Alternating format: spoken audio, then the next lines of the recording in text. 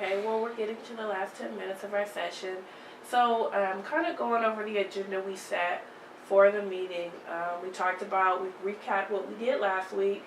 We talked about some different things. We talked about different things that you had put in your journal, about different times that you felt depressed, and maybe a different way of rethinking, looking at those things. Because one of the things about using CBT, which we explained in the last session, was restructuring the way that you think about these situations. So I don't want you ever to feel like the things that you're feeling are not real, or you're overreacting, because, I mean, you're not. They're your feelings, and you have every right to your feelings. But it's about once you start feeling like that, maybe, okay, I'm feeling like this, but let me think about the situation so that I don't stay in that depression. So one of the things I want us to do is look at the goals that you maybe have for yourself, have for therapy, that you want to get at the end or throughout, long-term, short-term goals that maybe you have when you sought out having therapy, because it's a big step to say, I need help, I want help. So then, what is it that you would like help with? Like, what are the goals that you have set that you think maybe you would like to reach? Well, some of the goals that I came up with were to involve myself more in fun activities or even sports activities. I was thinking of like working out more, playing basketball more, since that's what I'm really good at. I was thinking I could play more basketball. I could hang out with friends instead of being alone, because I feel like being alone is kind of what makes me feel, the way I feel, or depressed, to say. So I just feel like I'll try to get involved more with people, my family, go out, mountain climbing and stuff like that. That's what I had as goals. Okay. And I know you mentioned earlier just about work, that being depressed has affected you at work. Do you have any goals as far as if you can work through your depression? Do you have some goals that you would like to reach at work by working through this depression at all, or? Well, at work, I just feel like I should open up with my manager, talk to my manager, because sometimes there are things that they say that make me feel a certain way. So I feel like if I told them I was a little open about my problem, so that way they will understand, they'll know not to say certain things to me, and I'll just try to have fun when I'm at work instead of getting my mind off work. I'll just try to concentrate more on my work. Right. And that way I wouldn't really get stressed about stuff when I'm depressed. No, and I completely understand. So those are some good goals that you have, like you said, and I'm going to kind of recap just to make sure I understand. You correct me if I'm wrong. So your first goal is you want to get more active. Your second goal is to spend more time with others. Yeah. And your third goal as far as work is you want to be more open with your managerial staff, and you also want to enjoy your job, so you want to stop stressing so much about that. So the good thing, excuse me, excuse me, the thing about cognitive behavioral therapy, again, is, like I said, restructuring the way that you think about things. And so when it comes to spending time with people, I know you had told me before, is that it's not that you don't want to spend time with them, but sometimes you feel kind of anxious when you get around them, or if there's too many people around, so then you don't spend time with them. But then when you're not with other people and you're by yourself all the time, it makes you then feel depressed. And then as far as work, you don't sometimes like what you do, so that makes you feel stressed out, and then that leads to you feeling depressed because you're stressed out, you're not around other people, you're not talking to any about it. So you see how it's a domino effect. So I don't want to say it's a one fix all, but it's like, as you're committed to attacking this issue of being depressed, it will help you gradually in all the different parts of your life. You know what I'm saying? So I think what would be good is I want you to continue to write in your journal. Make sure that you're, taking time, writing off the different times that you're feeling depressed. Who was involved? What did they say? How do you feel about what they said? Do you think they could have said it a different way? What would be a different way that could have went? How would you have thought of it? So it's like writing in a journal, but it's about those different times that you are feeling depressed and anxious, because it sounds like it's not only depression, but it's anxiety. And the anxiety is causing you to be depressed because it's causing you to detach from people. You understand what I'm saying? Yeah. So I think that, so I mean, last week you wrote in your journal and we talked about that. How did you feel? Did you feel like that helped you at all as far as writing and expressing your feelings?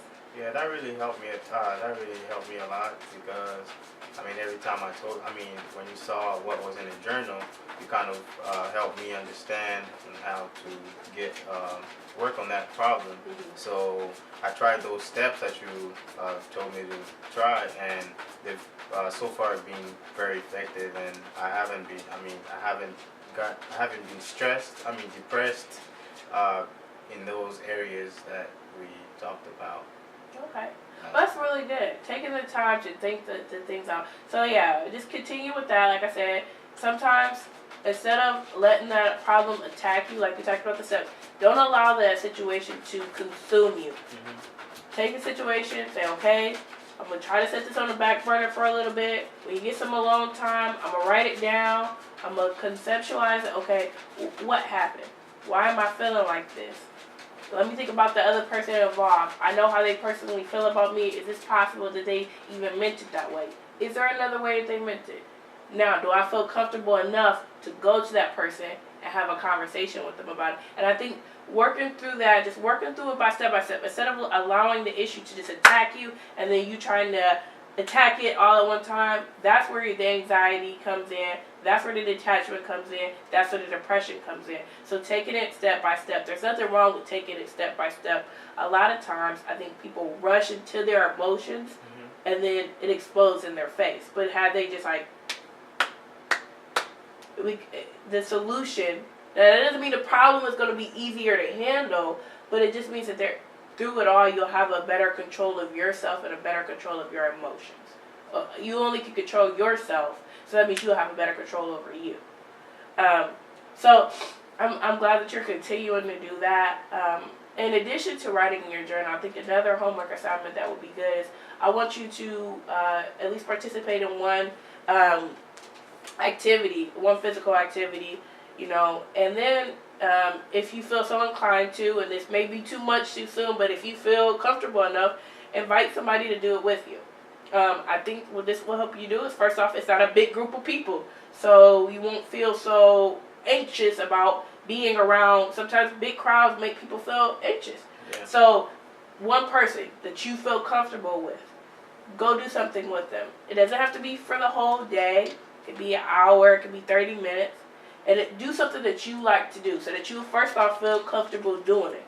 Maybe you arrive 5 minutes earlier than them. That way you can calm yourself down, get situated, get comfortable in whatever activity that you're doing. You get yourself acclimated 5 minutes before they even the time you told them to get there. And then when they get there, you be in control of the conversation. And then they'll follow your lead. That way you don't feel pressure, because you're in control. And I think that will help you. Now, if at any point this week you try it and you're like, I can't do it, write in your journal. Today I attempted, it didn't happen. Explain why you felt like it didn't happen. Whatever the reason is. Now, is that something that you feel is a homework assignment that you feel at least willing to attempt? Yes, I'm very willing to attempt because I really want to change. I really want to see change. So I feel like it would be very easy, especially if I had help with my brother.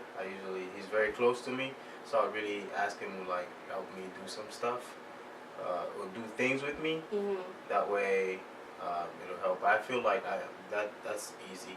That should be easy for me to do. Okay. Yeah. All right. Well, that sounds good. So yeah, go ahead and do that. So we got the homework set. And then next week when we come, we'll do like we did today. Well, that's how we'll conduct every session. When you come in, mm-hmm. we'll set an agenda for the meeting. And once that agenda is set, we'll always go over last week's session just as a recap. Make sure that we're always on the same page. We'll discuss your journal and the homework and how that went. And then any new issue that you may have arise. If you have a problem at work that you want to discuss, Because sometimes writing in your journal, you may not be able to really get out the raw. So maybe you want to talk it out loud to me. Not so much that I give you any answers, because I want you to find your own answers. I'm only here just to facilitate the space for you to find your answers.